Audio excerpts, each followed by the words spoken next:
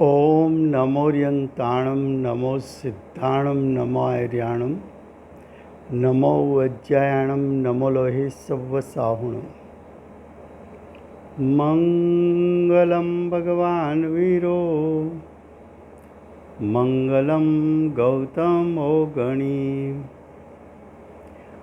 मंगलं कुन्दकुन्दार्यो जैनधर्मोऽस्तु मंगलम्।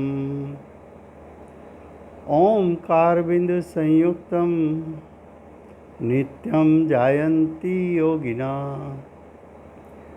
कामदं मोक्षदं चैव ओंकाराय नमो नमः। अहोपकार जिनवर्नो कुंदनो ध्वनि दिव्यनो जेन कुंद ध्वनि आप्या अहो आ गुरु कहाननो। तुझ ज्ञान ध्यान नो रंग अमया दर्श रहो ओ शिव पद तक तुझ संग माता हाथ ग्रहो।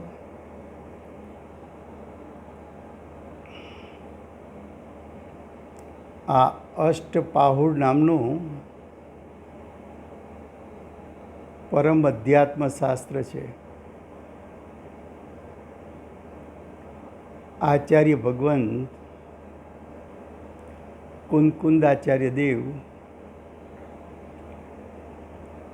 વર્તમાન કાળના આખરી શાસન નાયક બાલ બ્રહ્મચારી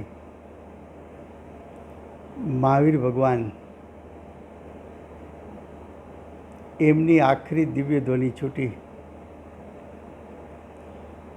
એમની પરંપરામાં 3 કેવડીઓ થયા: ગૌતમ સ્વામી, સુધર્મ સ્વામી અને જંબુ સ્વામી.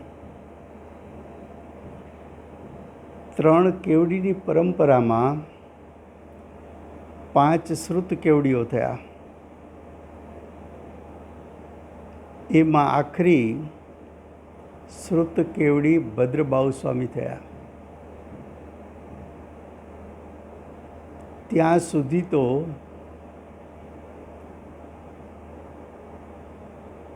ભગવાનની વાણીમાંથી રચાતા 12 અંગ 14 પૂર્વ એમની વિદ્યમાનતા રહી.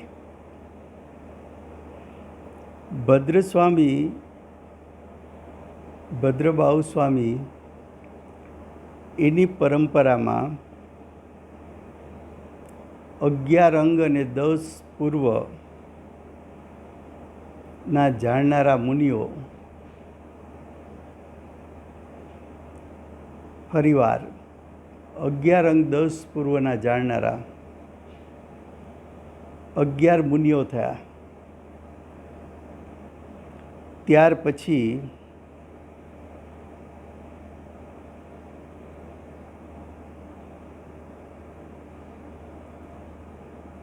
પાંચ અંગના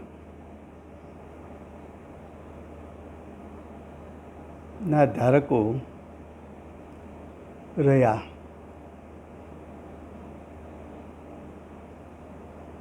ક્રમશઃ કરીને 1 અંગ પૂર્વના ધારકો રહ્યા. તેમના પછી 1 અંગનું પૂર્ણ જ્ઞાન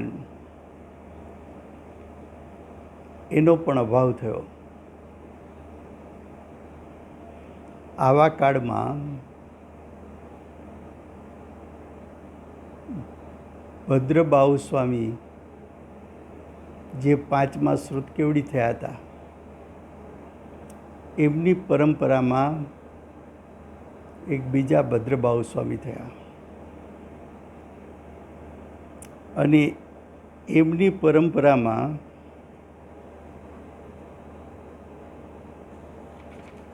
એક ગુણધર આચાર્ય થયા. એક ગુણધર આચાર્ય એની પરંપરામાં કુંદકુંદાચાર્ય દેવ થયા.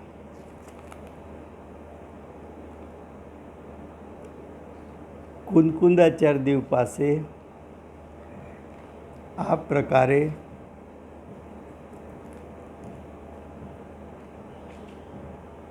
મહાવીર સ્વામીની પરંપરાનો ઉપદેશ આવ્યો.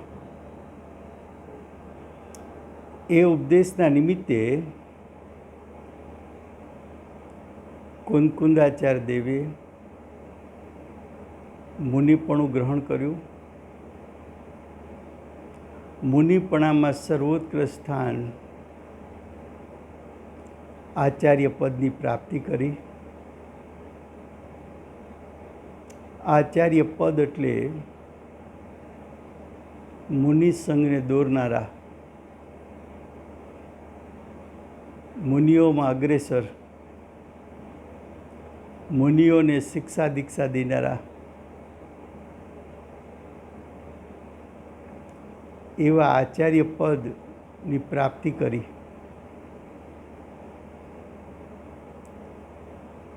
ભગવત કુંદકુંદાચાર્ય દેવ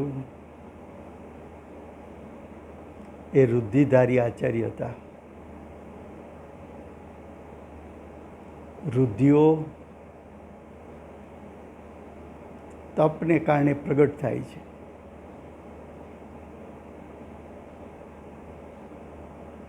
અવધિ જ્ઞાન, મનપર્ય જ્ઞાન અને રુદ્ધિઓ આત્મ સ્વભાવલક્ષી તપ એના ફળમાં પ્રગટ થાય છે. રુદ્ધિઓ એ શુભ ભાવનું ફળ છે, પણ આવો શુભ ભાવ જે પ્રગટ થાય એ મુનિરાજની ભૂમિકામાં ઉત્પન્ન થાય છે. આવા રુદ્ધિધારી આચાર્યને આ કાળે આ ક્ષેત્રે એવો વિકલ્પ આવ્યો કે અહીંયા તો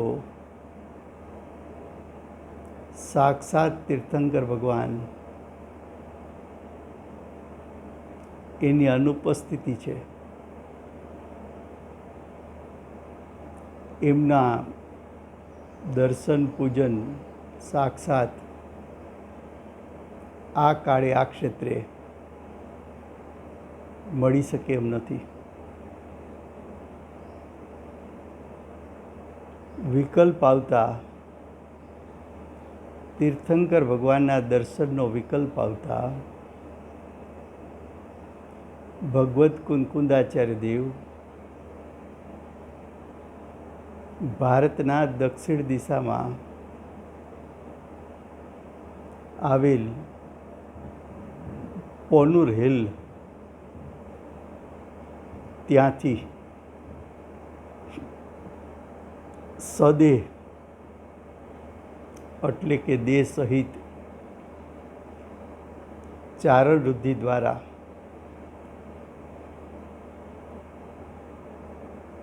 કુંદકુંદાચાર્ય દેવ પૂર્વ દિશામાં આવેલા મહાવિદ્ય ક્ષેત્ર તરફ પ્રયાણ કર્યું.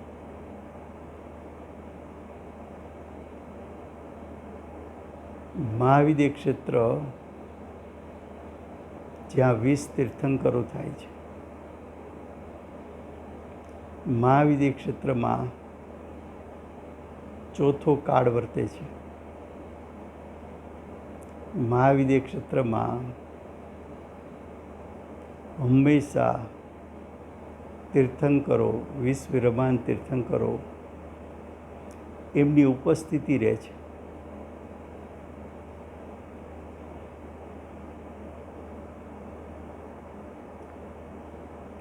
ભરત ક્ષેત્રમાંથી મહાવિદ્ય ક્ષેત્રમાં જવું હોય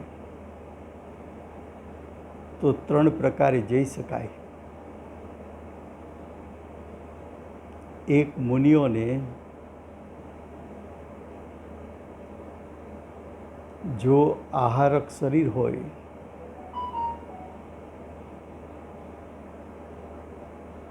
તો મુનિરાજને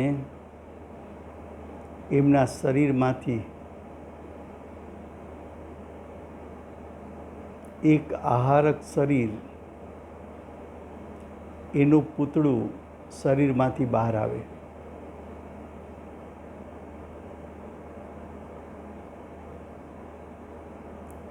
વર્તમાન ધારેલો ઔદારિક દેહ ને શરીરમાંથી નીકળેલું પૂતળું બેય સાથે પોતાનો આત્મા જોડાયેલો હોય. પૂતળાની સાથોસાથ મુનિરાજનો આત્મા એના પ્રદેશો લંબાય.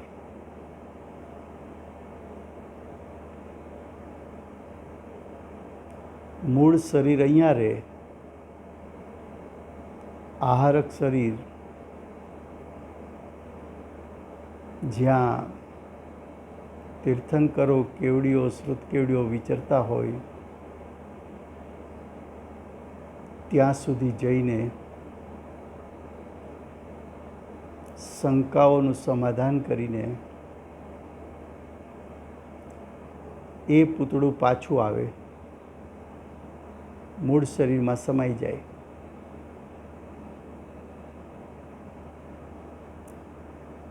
બીજી રીત એવી છે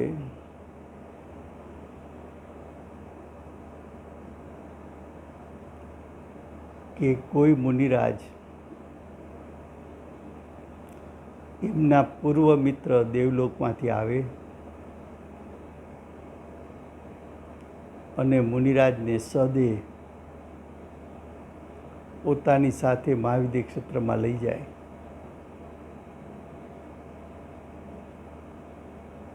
અને ત્રીજો પ્રકાર છે તપને કારણે પ્રગટી શકતી 64 પ્રકારની રુદ્ધિઓ, એમાંની એક રુદ્ધિ ચારણ રુદ્ધિ. મુનિઓને તપને કારણે સુત્તાની સાથે રહેલા શુભભાવના ફળમાં આવી રુદ્ધિની પ્રગટતા થાય. એ રુદ્ધિ દ્વારા મુનિરાજ સાક્ષાત સદેહ કેવડી કે શ્રુત કેવડી પાસે જાય.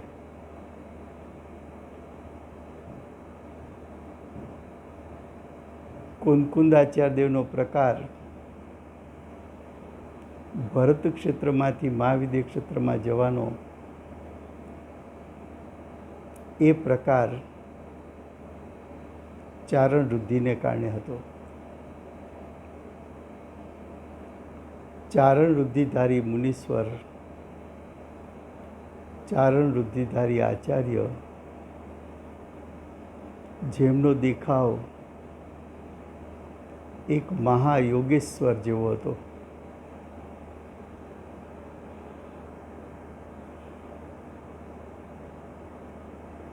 જ્યારે કુંદકુંદાચાર્ય દેવ મહાવિદ્ય ક્ષેત્ર ત્યાંના પ્રથમ તીર્થંકર અનંત ચતુષ્ટયના ધારક સીમાને ધરનાર સિમંદર ભગવાન પરમ ઔદારિક દેહ વિશ્વના શાંતમાં શાંત પરમાણુથી બનેલો એવો ભગવાનનો પરમ ઔદારિક દેહ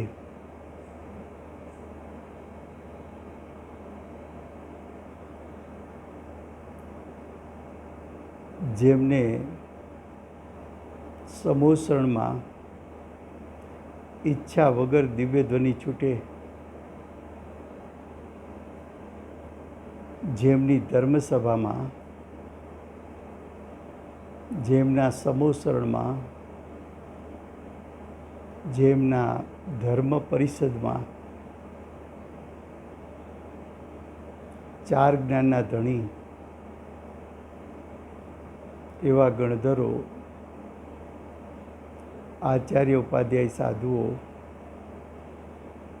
શ્રાવક શ્રાવિકા અને અર્જિકાઓ, સમ્યક દ્રષ્ટિઓ, દેવો, ચક્રવર્તી રાજાઓ, જેમની ધર્મસભામાં ભગવાનની વાણી સાંભળવા આવે, તદભવ મોક્ષે જનારા, તદભવ મોક્ષે જનારા ગણધરો ભગવાનની વાણી નતમસ્તકે સાંભળે, ભગવાનને ઈચ્છા વગર દિવ્ય ધ્વનિ છૂટે, જેમનું સમોસરણ દેવો દ્વારા સુવર્ણમય અને રત્નમય એની રચના થાય,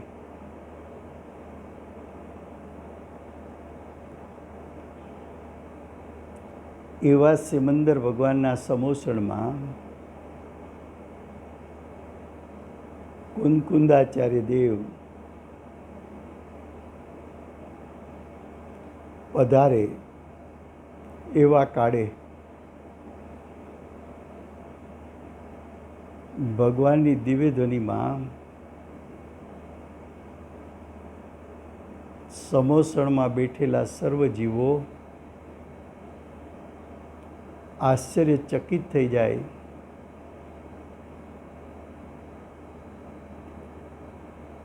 એવી વાત દિવ્ય ધ્વનિમાં છૂટી. દિવ્ય ધ્વનિમાં એમ આવ્યું કે સદધર્મ વૃદ્ધિ હોજો, સમોસરના સર્વ જીવો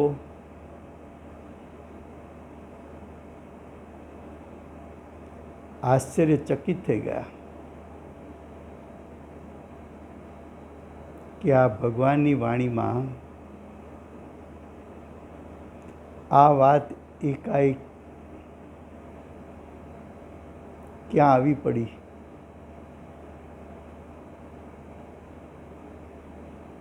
ત્યાં તો ખ્યાલ આવ્યો કે ભરત ક્ષેત્રના આચાર્ય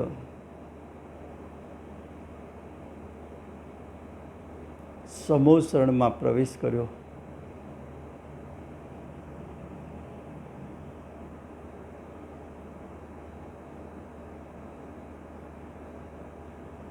ભગવાન સમોસણમાં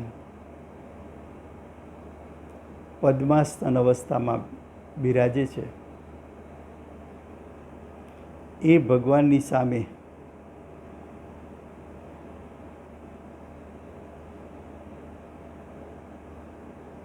બે હાથ જોડી વૈરાગવંત મુદ્રામાં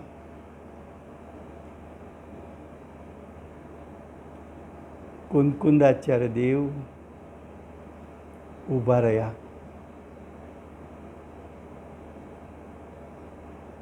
મહાયોગીશ્વર જેવો જેમનો દેખાવ,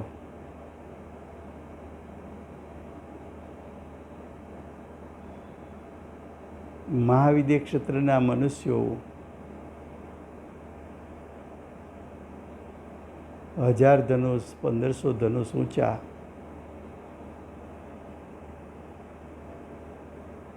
એમની સામે ભરત ક્ષેત્રના કુંદકુંદાચાર્ય દેવ. અહીં તો મનુષ્યોની ઊંચાઈ કેટલી, 5.5 ફૂટ 6 ફૂટ કેટલી. એવા કુંદકુંદાચાર્ય દેવ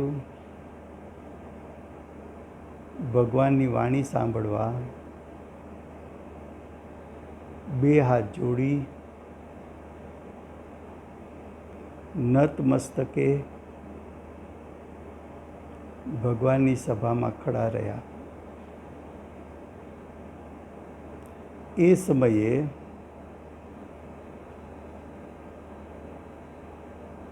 ચક્રવર્તીને પ્રશ્ન ઉઠ્યો કે આ ઈલાચાર્ય કોણ છે? એલચી જેવડા આચાર્ય કોણ છે?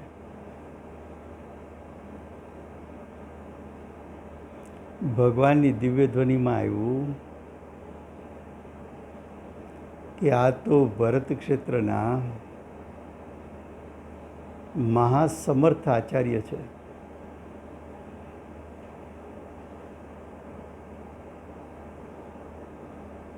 મહાવીર ભગવાનની પરંપરાના ઉપદેશ દ્વારા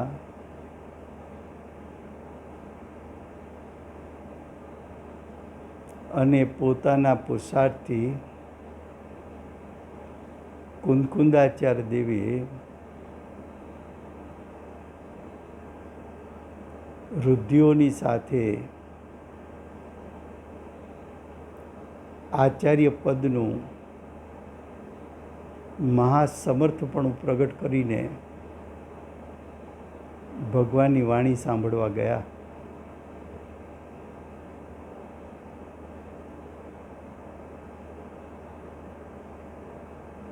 એવા કુંદકુંદાચાર્ય દેવે સાક્ષાત ભગવાનની વાણીમાં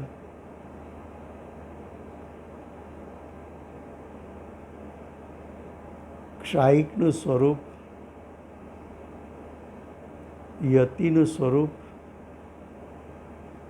શ્રાવકનું સ્વરૂપ વગેરે વાણીમાં વાત સાંભળી.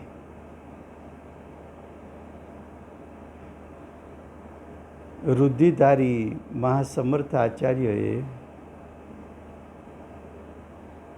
પોતાની શ્રુતલબ્ધિ દ્વારા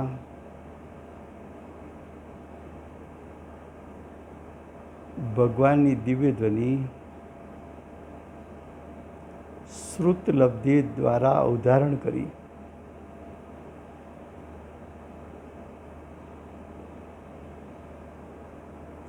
મહાવિદ્ય ક્ષેત્રમાં કુંદકુંદાચાર્ય દેવ 8 દિવસ રોકાયા. એમ શિલાલેખોમાં પણ આવે છે અને વર્તમાન કાળના આપણા આધ્યાત્મિક સંત પૂજ્ય ગુરુદેવ કાનજી સ્વામી, જેમની વાણીના નિમિત્તે પૂજ્ય ગુરુદેવના શિષ્યોમાં શિરોમણી પૂજ્ય બેનશ્રી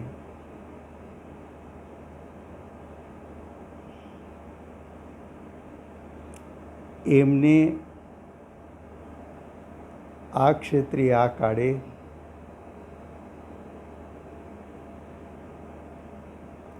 નિર્વિકલ્પ દશામાંથી બહાર આવતા મતિ જ્ઞાન ઉપયોગ નિર્મળ થતા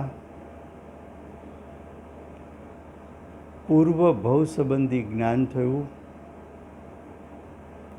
એટલે કે જાતિસ્મરણ જ્ઞાન થયું. બેનશ્રીનું જાતિસ્મરણ જ્ઞાન અસંખ્યાત અબજો વર્ષનું હતું એમ પૂજ્ય ગુરુદેવ કહેતા.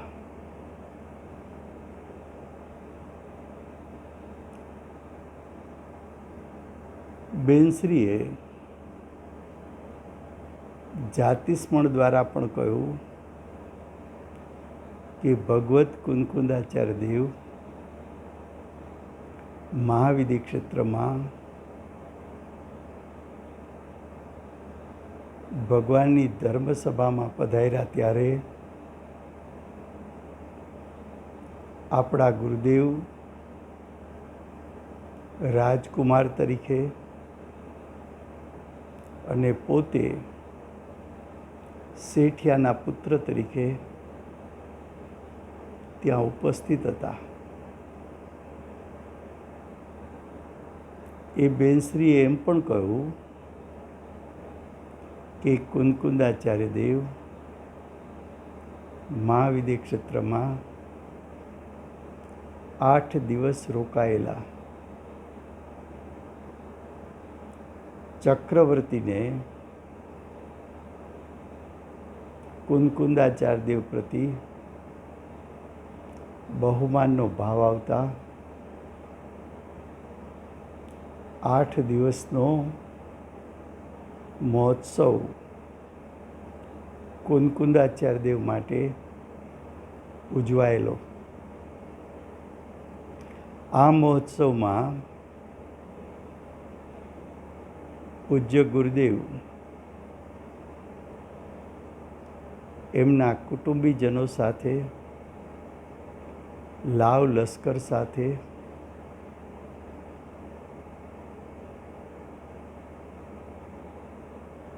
કુંદકુંદાચાર્ય દેવના દર્શન માટે ગયેલા.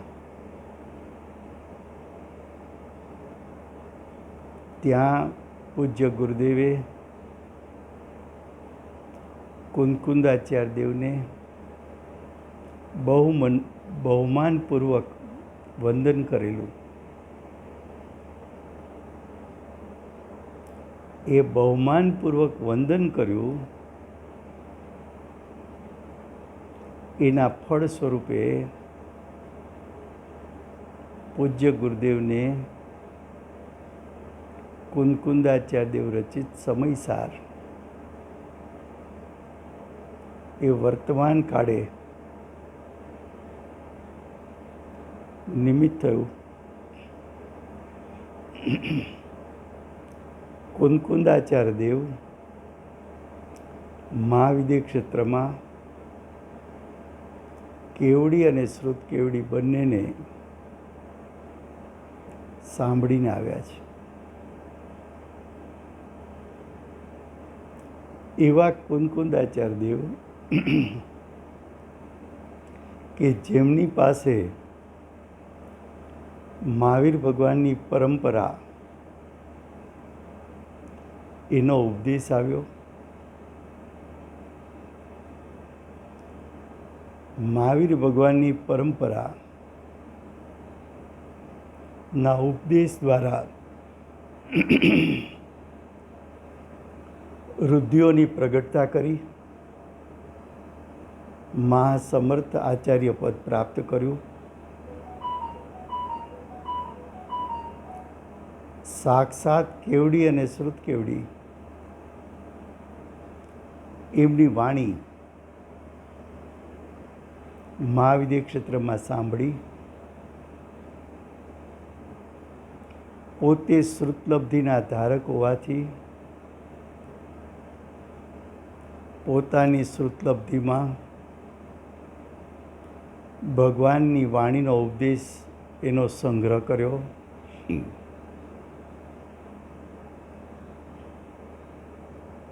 અને કુંદકુંદાચાર્ય દેવ મહાવિદ્ય ક્ષેત્રથી પધારીને ફરી પાછા ભરત ક્ષેત્રમાં આવ્યા. ભરત ક્ષેત્રમાં ભગવત કુંદકુંદાચાર્ય દેવને એક કરુણાનો ભાવ આવ્યો.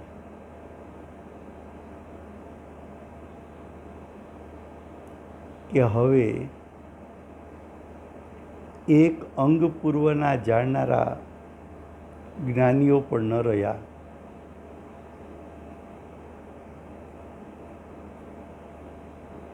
કાળક્રમે 12 અંગ 14 પૂર્વ ક્ષીણ થતાં થતાં અલોપ થતાં થતાં આજે એક અંગ પૂર્વના જાણનાર એવા ક્ષયોપશમવાળા જીવો ન રહ્યા. કુંકુંદાચાર્ય દેવે ભરત ક્ષેત્રના જીવો પર કરુણા કરીને અને પોતાની પરિણતિને વિશેષ વિશુદ્ધ કરવા માટે શાસ્ત્ર રચનાનો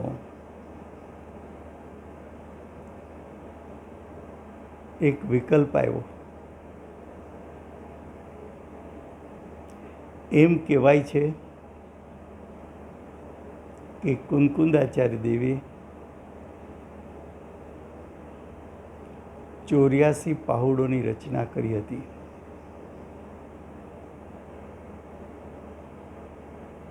એ 84 પહાડોમાંથી વર્તમાન કાળે આ ક્ષેત્રે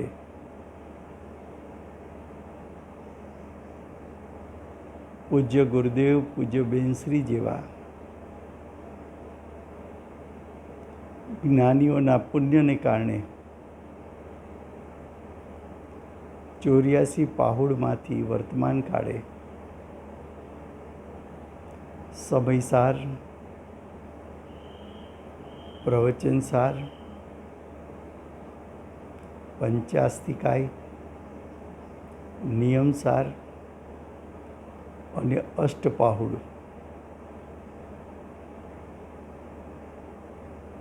આટલા ગ્રંથો વિદ્યમાન રહ્યા. આ પંચ પરમાગમ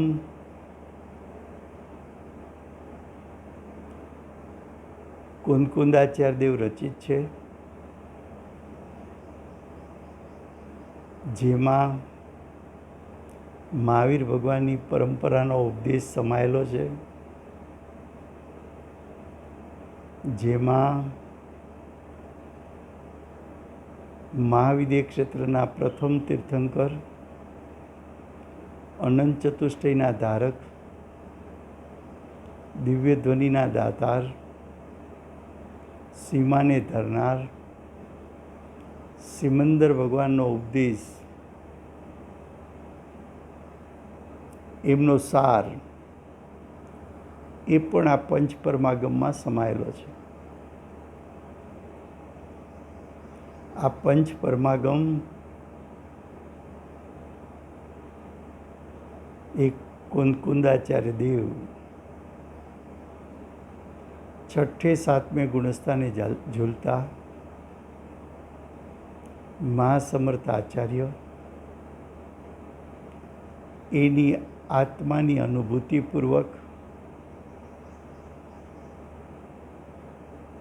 મહાવીર ભગવાન અને સિમંદર ભગવાન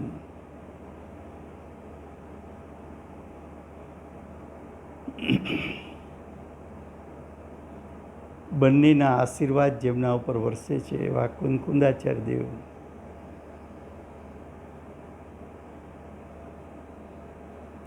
એમના આત્માની અનુભૂતિનો નિચોડ એ આ પંચ પરમાગમમાં સંગ્રહાયેલો છે. આ 5 શાસ્ત્રો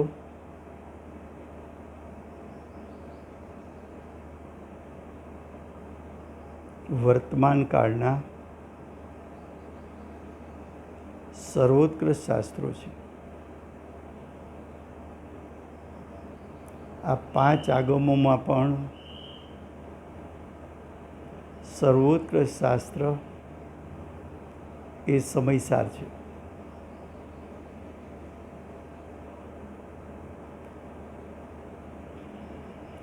કુંકુંદાચાર્ય દેવ રચિત શાસ્ત્રો માટે એમ કહેવાય છે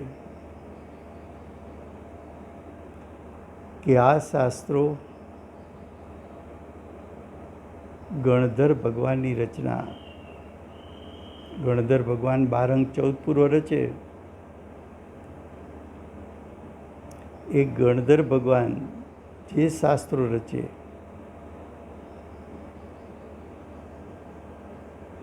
એનું જેટલું મૂલ્ય ગણાય એવું મૂલ્ય ગણી શકાય એવા પંચ પરમાગમ શાસ્ત્રો છે. કુંદકુંદાચાર્ય દેવ લગભગ 2000 વર્ષ પહેલાં થયા.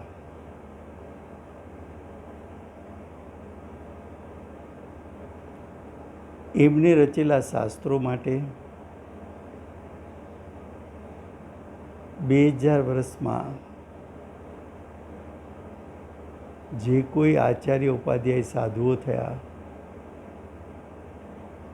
શ્રાવક શ્રાવિકાઓ થયા, કે અર્જિકાઓ થયા, કે સમ્યક દ્રષ્ટિઓ થયા, એ સર્વજ્ઞાનીઓ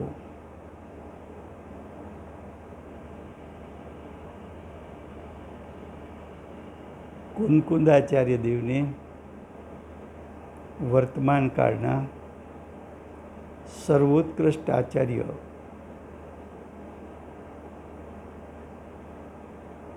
માને છે. કુંદકુંદાચાર્ય દેવ પછી જે કોઈ જ્ઞાનીઓ થયા, એ સર્વજ્ઞાનીઓ પોતે કુંદકુંદાચાર્ય દેવની પરંપરાના છે એવું કહેવા માટે ગૌરવ અનુભવે છે. કુંદકુંદાચાર્ય દેવ પછી જે કોઈ જ્ઞાનીઓએ શાસ્ત્ર રચના કરી, એ શાસ્ત્ર રચનામાં કુંદકુંદાચાર્ય દેવ રચિત પંચ પરમાગમો, એમાં ઉપદેશાયેલું તત્વ, એમની છાંટ કુંદકુંદાચાર્ય દેવની પરંપરાના થયેલા જ્ઞાનીઓએ રચેલા શાસ્ત્રોમાં જોવા મળે છે.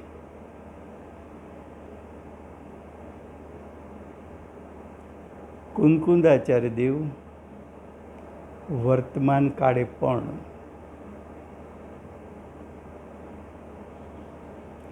એમના શાસ્ત્રો જીનવાણી તરીકે સ્થપાય છે. એમના શાસ્ત્રોનું ચિંતન મનન થાય છે. એમના શાસ્ત્રો આજે પણ સર્વોત્કૃષ્ટ મનાય છે. આજે પણ દિગંબર રામનાઈમાં કોઈને પણ પ્રશ્ન ઉઠે અને એ પ્રશ્નનો ઉત્તર કુંદકુંદાચાર્ય દેવ રચિત ગ્રંથોમાંથી મળે તો એ પ્રશ્ન વિવાદનું સ્વરૂપ બની શકતા નથી. એ પ્રશ્નનો ઉત્તર કુંદકુંદાચાર્ય દેવ રચિત ગ્રંથમાંથી મળ્યો એટલે એ પ્રશ્ન નિર્વિવાદ થઈ જાય છે.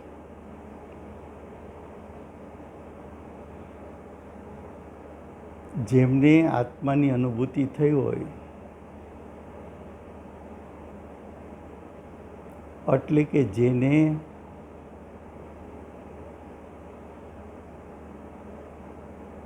નિર્વિકલ્પ દશામાં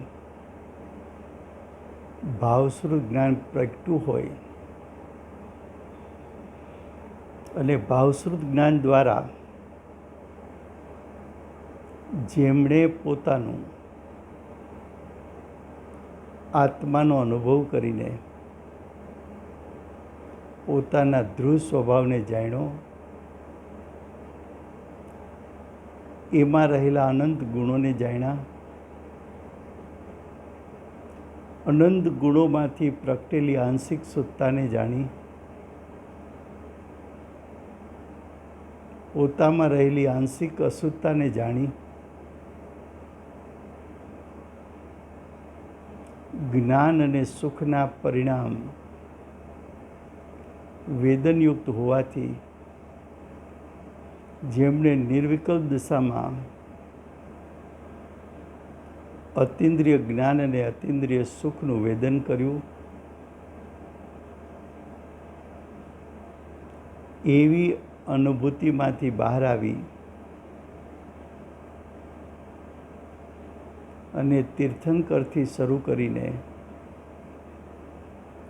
અત્યાર સુધીના થયેલા જ્ઞાનીઓ દ્વારા રચાયેલા આગમો એની પરંપરાને લક્ષમાં રાખી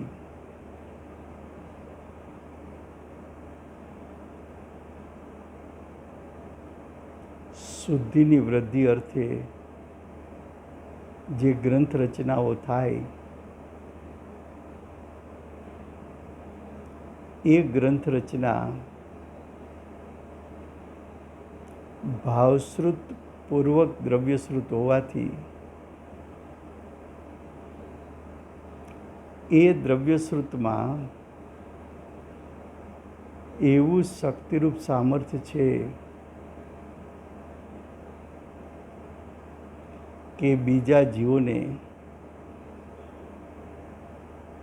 મોક્ષ માર્ગ પ્રગટાવી શકે, સમ્યક દર્શન જ્ઞાન ચારિત્ર પ્રગટાવી શકે.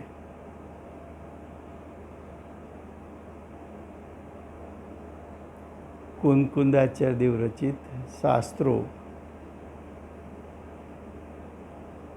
કુંદકુંદાચાર્ય દેવે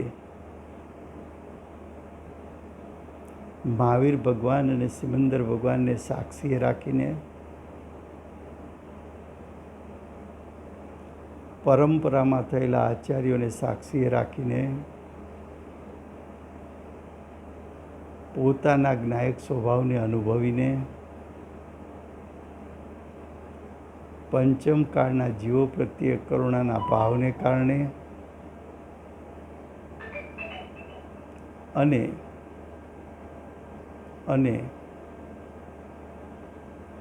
પોતાની વિશેષ આત્માની શુદ્ધિની વૃદ્ધિ અર્થે સ્વાનુભવપૂર્વક આ પંચ પરમાગમો રચ્યા છે. એ પંચ પરમાગમો પંચમ કાળના જીવોને સમ્યક દર્શન, સમ્યક જ્ઞાન, સમ્યક ચારિત્ર પ્રગટ કરાવવામાં નિમિત્તરૂપ સામર્થ્ય ધરાવે છે. આવા પંચ પરમાગમોમાંનું એક પરમાગમ છે અષ્ટપ્રાભૃત.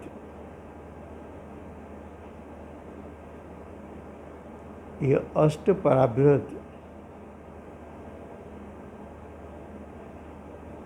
એમનો સ્વાધ્યાય આપણે શરૂ કરવાના છીએ. ત્યાર પહેલાં મહાવીર ભગવાનથી શરૂ કરીને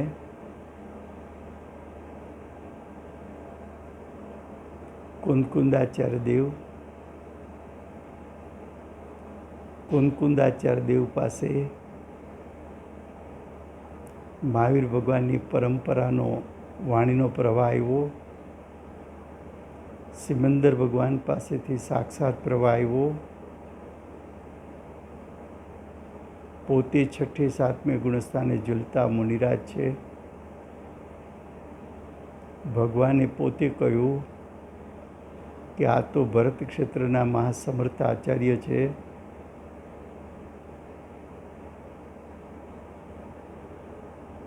તો આ શાસ્ત્રનું અષ્ટપાહુરનો મૂળ સ્ત્રોત ક્યાંથી શરૂ થયો છે એ બધાને વંદન કરીને આપણે અષ્ટપ્રાભૃત શાસ્ત્રની આજથી શરૂઆત કરીએ છીએ. આજનો સમય થયો છે.